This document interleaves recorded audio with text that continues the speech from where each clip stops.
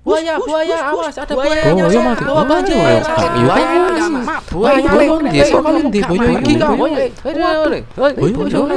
buaya enak enggak, Mak? Buaya aku sama aku tinggal sini boyo. Kocok boyo kendeng. Hus.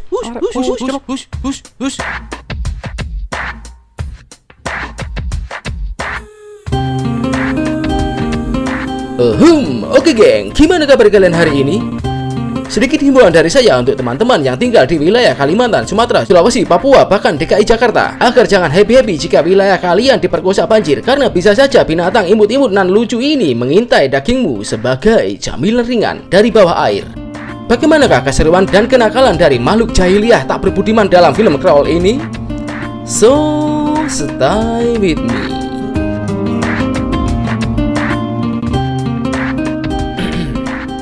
Opening scene dibuka dengan segerombolan makhluk betina yang sedang melakukan turnamen berenang dan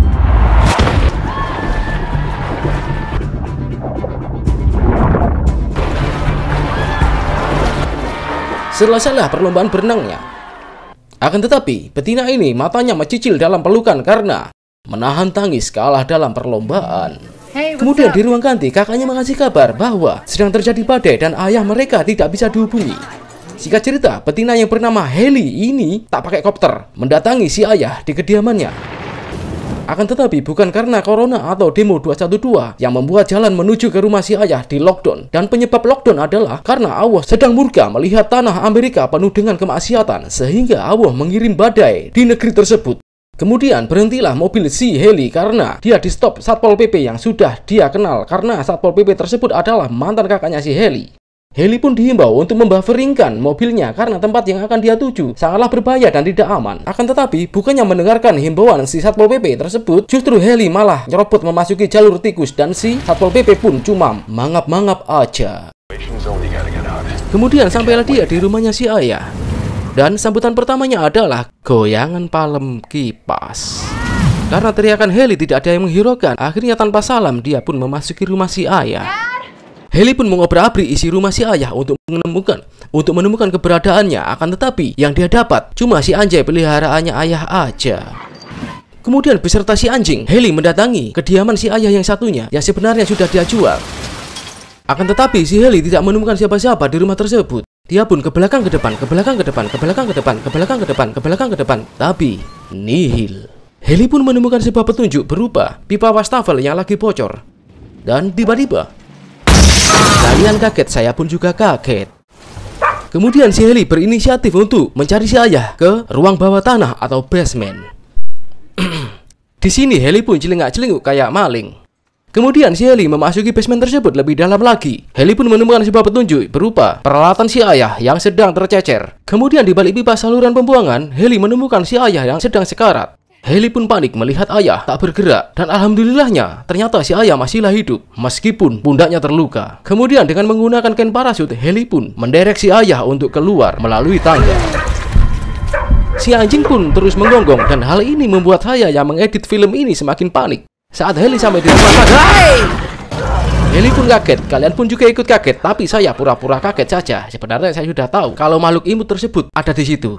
Heli pun banting setir dan menderek ayahnya kembali ke pojokan saluran pipa tadi. Akan tetapi ponselnya si Heli terjatuh, dan hal ini memang disengaja oleh sang sutradara agar menambah durasi panjang dari film ini. Si imut pun semakin mendekat dan Heli pun semakin kalang kabut, hingga akhirnya dia kembali sembunyi di balik pipa pembuangan yang tadi. Heli pun selamat dan si ayah pun juga selamat. Kemudian si imut kembali menjauh. Sementara itu badai di luar semakin mengganas dan secara perlahan air masuk dan membanjiri basement bawah tanah ruangan tersebut. Kemudian si ayah pun terbangun dan Heli pun berinisiatif memberi ayah minum dari air hujan dengan menggunakan jaketnya sebagai penampung air hujan. Kemudian HP Heli berdering dan Heli mencoba untuk mengambil HP-nya yang terjatuh. Akhirnya si Heli berhasil mengambil HP-nya dan dia mencoba untuk menghubungi seseorang. Akan tetapi tiba-tiba congor monyong muncul di balik kegelapan. Heli pun merangkak kecerit-cerit untuk menghindari si buaya. Akan tetapi si buaya tersebut sudah terlanjur nafsu dengan si Heli. Dia pun mencoba untuk mencicipi daging Heli. Kaki Heli pun tergigit dan dia pun sempat tertarik dan diobat-abitkan oleh si buaya tersebut. Dan karena tendangan si Heli, si buaya pun melepaskan kakinya. Ternyata di basement tersebut ada 2 buah buaya nakal yang haus darah. Kini Heli terjebak di antara 2 buaya gendeng tersebut. Dan si ayah yang patah kaki mencoba mengalihkan si buaya agar menjauhi Heli. Akan tetapi tiba-tiba tanpa sengaja Heli memblokir congor buaya menggunakan jebakan Batman. Dan wow! Heli yang mencoba kabur, dia pun keserimpet-serimpet kabel tak berguna ini. Dan remuklah HP Heli karena diinjak si buaya gendeng tersebut. Pertarungan Heli dan si buaya semakin menggila. Dan Heli berhasil mencocol mata buaya dengan menggunakan obeng. Kemudian Heli berhasil sembunyi di dalam sudut celah dinding. Saat dia mau mengintip si buaya, tiba-tiba Heli dan si ayah kini terpisah berjauhan. Dan mereka melakukan komunikasi dari jarak jauh. Kini nasib ayah dan anak tersebut semakin ngenes. Si ayah patah kaki dan si Heli robek kaki.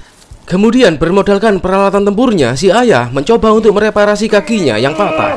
Si Heli pun juga mengikat kakinya agar bisa mengurangi pendarahan. Sementara itu di luar badai hujan semakin menggila dan volume air yang masuk ke basement tersebut semakin meninggi.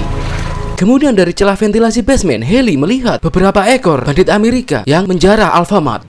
Heli pun teriak minta tolong, akan tetapi mereka tidak mendengarnya. Kemudian si Heli memberi isyarat melalui senter agar mereka bisa melihatnya. Dan alhamdulillahnya salah satu dari mereka melihat isyarat dari senter tersebut. Kemudian salah satu bandit ini mendatangi cahaya dari senternya Heli. Karena mereka tergolong manusia laknat, maka dari itu Allah memberikan mereka karma instan. Dan Allah pun memerintahkan malaikat Ijroil untuk mendownload roh dari para bandit tersebut. Satu persatu roh mereka didownload malaikat Ijroil melalui aplikasi IDM Gigi Krokodil. Downloadan pertama pun dimulai kepada si cewek bandit ini. Dan downloadan kedua pun dimulai lagi kepada pria berpakaian hitam ini. Setelah itu yang terakhir, downloadan kembali lagi dimulai kepada pria yang ada di Alfamart ini. Akhirnya mereka bertiga kembali ke pangkuan ilahi dan malaikat Ijroil pun panen raya. Dan si Heli guguk melihat kejadian lucu di hadapan udelnya tersebut, sontak merasa terguncang dan gemetar.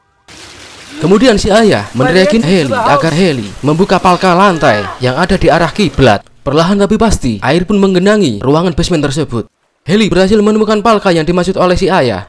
Dan tiba-tiba triliunan bayi laba-laba rontok ke arah mukanya Heli. Heli pun sontak mencak-mencak karena kejadian tersebut. Dan akhirnya Heli berhasil mendorong palka dari lantai di atasnya. Akan tetapi ternyata sang sutradara menaruh lemari mini di atas lantai palka tersebut, sehingga pintunya terganjal dan tidak bisa dibuka.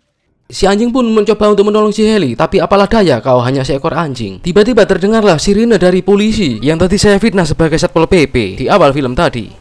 Salah satu dari polisi tersebut memasuki rumah si ayah Heli untuk melakukan inspeksi. Kemudian si ayah dengan menggunakan sendok raksasa memukul-mukul pipa agar si polisi mendengar bunyi kelontang-kelonteng dari pipa tersebut.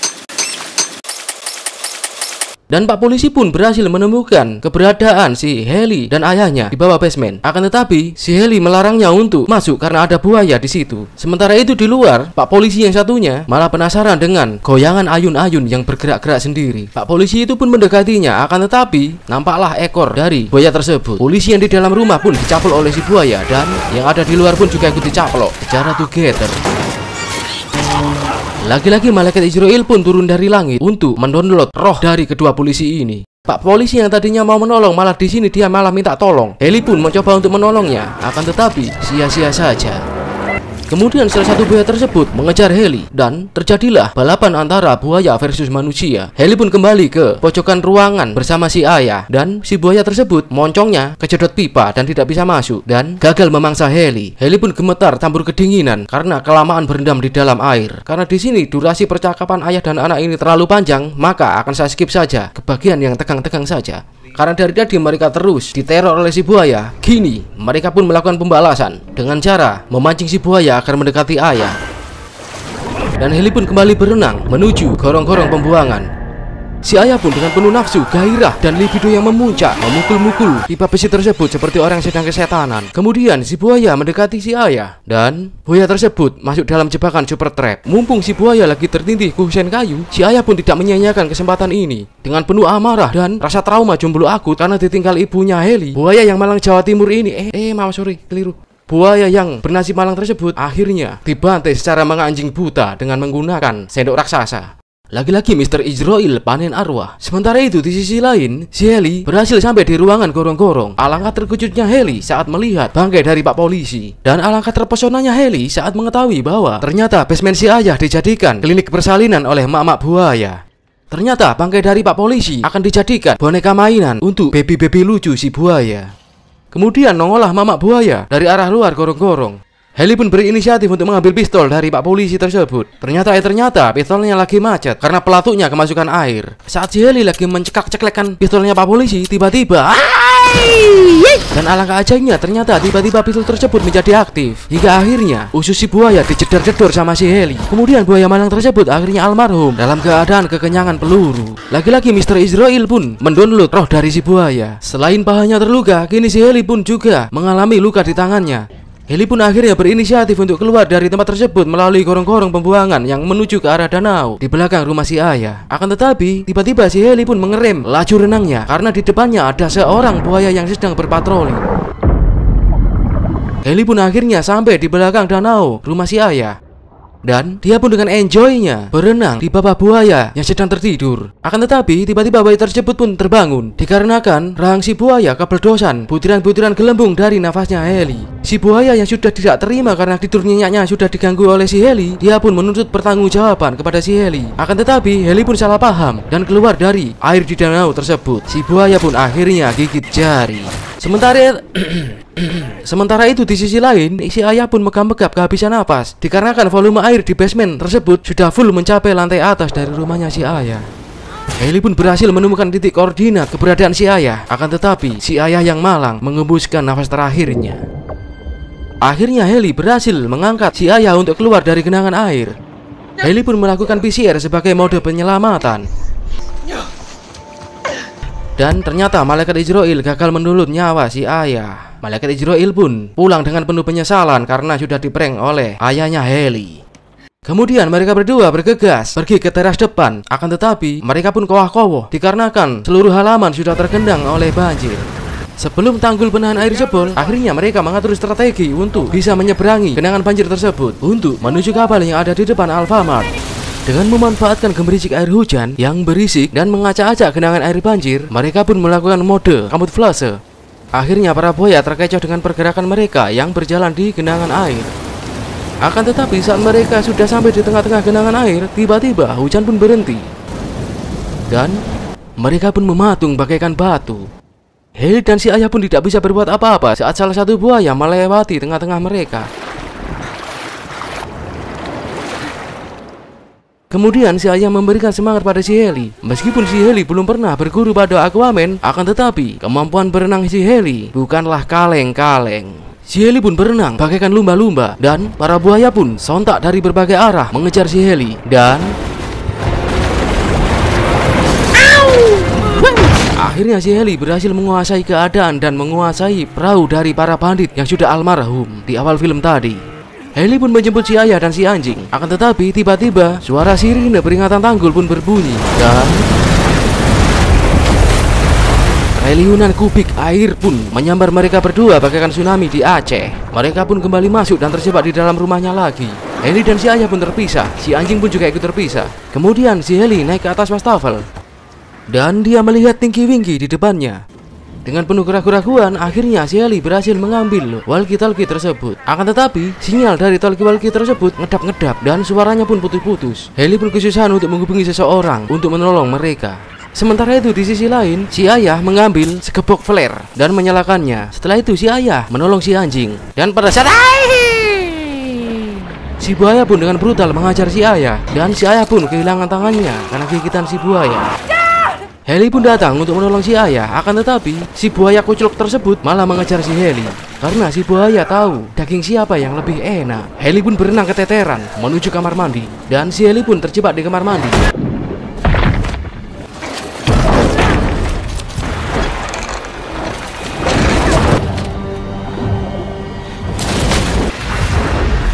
Akan tetapi justru kini keadaan yang berbalik. Dan malah si buaya yang terjebak di kamar mandi. Si ayah pun mengikat tangannya untuk menghentikan pendarahan. Kemudian si Heli dan si ayah naik ke atas loteng. Akan tetapi tiba-tiba si Heli melihat lampu sorot dari helikopter dan dia mengasih kode isyarat melalui cahaya flare di depan kaca rumahnya si ayah. Tiba-tiba buaya pun nyelonong menabrak kaca tersebut hingga pecah. Satu-satunya pintu sebagai jalan keluar di ruangan tersebut akhirnya tertutup karena dorongan air. Kini si Heli terjebak dengan seorang buaya di situasi yang lain dan buaya tersebut berhasil menggigit lengan si Heli. Akan tetapi si Heli mengimbangi pergerakan si buaya dengan menggunakan jurus Tai Chi Master. Akhirnya si Heli berhasil mengambil flare yang terjatuh di dasar lantai dan mengecoskan ke lehernya si buaya. Heli pun akhirnya berhasil lepas dari gigitan buaya tersebut. Kemudian dia berenang keluar rumah. Akan tetapi arus banjir terlalu kuat dan mendorong si Heli hingga akhirnya si Heli berpegangan pada talang air hujan. Akan tetapi tiba-tiba talangnya pun putus dan si buaya kening tersebut mencoba mencaplok si Heli, tapi malah mencaplok talang Mas Pion. Hingga akhirnya derasnya air banjir tersebut membuat si buaya koclok ini terbawa arus. Heli pun sudah tidak kuat lagi mempertahankan pegangannya di talang. Kemudian pegangan Heli pun terlepas dan tiba-tiba si ayah menjulurkan tangannya. Akhirnya si ayah berhasil menyelamatkan Heli dari derasnya arus. Kemudian mereka berdua hanya bisa menunggu nasib di atas genting. Dan dari jauh tiba-tiba muncullah helikopter penyelamat. Heli pun sontak menyalakan flare-nya untuk mengasih kode isyarat. Dan hal yang selalu mengganjal di pikiran saya adalah kenapa di waktu kritis seperti ini Iron Man dan Superman ataupun pahlawan Marvel dan DC lainnya tidak pernah hadir sebagai dewa penyelamat. Demikianlah akhir dari review film Crawl ini. Dan pesan penting apa yang bisa kita ambil dari film ini? Pesan pentingnya adalah seganas-ganasnya buaya masih lebihlah ganas dari Deaya dan kakek Sugihaya. Mungkin segitu saja. Enso, wassalam.